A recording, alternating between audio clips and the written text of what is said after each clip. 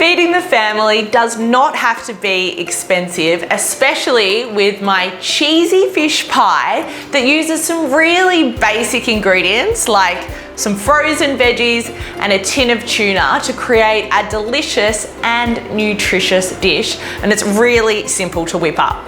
So I've got a little bit of cream here that I'm going to add into my saucepan.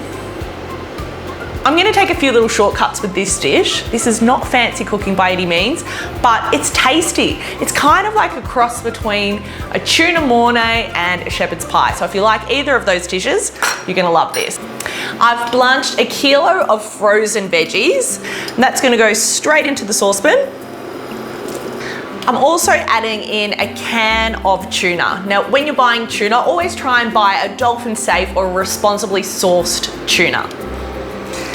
I've poured out a little bit of the brine, but I'm also keeping a little bit in because I actually like the flavor of it. It's salty and gives that kind of tuna mornay vibe. This stage doesn't require a whole heap of cooking, but we do want to bring up the liquid to simmering point. Now you can see that it's quite liquidy in this pot. I've got a little trick up my sleeve to make this a nice, luscious, creamy pie filling. And it's an old trick that my mum taught me, especially when I was making Chinese stir fries. And it's a few teaspoons of corn flour and a little bit of water to make a corn flour slurry. Now you just give that a good mix until it's well combined.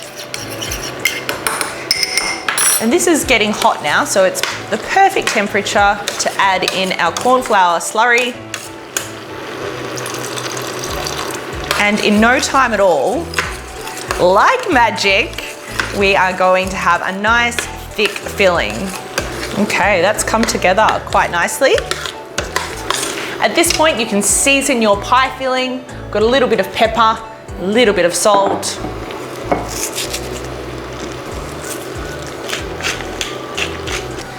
Grab your pie dish, and once your filling is nice and thick, we're going to pour this in the base.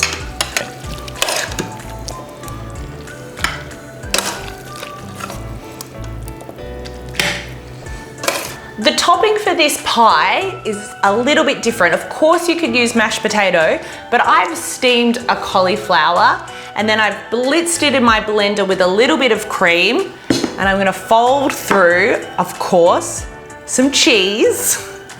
Yum, yum, yum. Using cauliflower just lightens up the pie. It's not as heavy as mashed potato, but of course either will work. And top our pie with our creamy cauliflower. Just spread it out. And you know what I'm gonna say next, don't you? More cheese. We want a nice golden coating. Right, this can go in the oven for around about 15 minutes.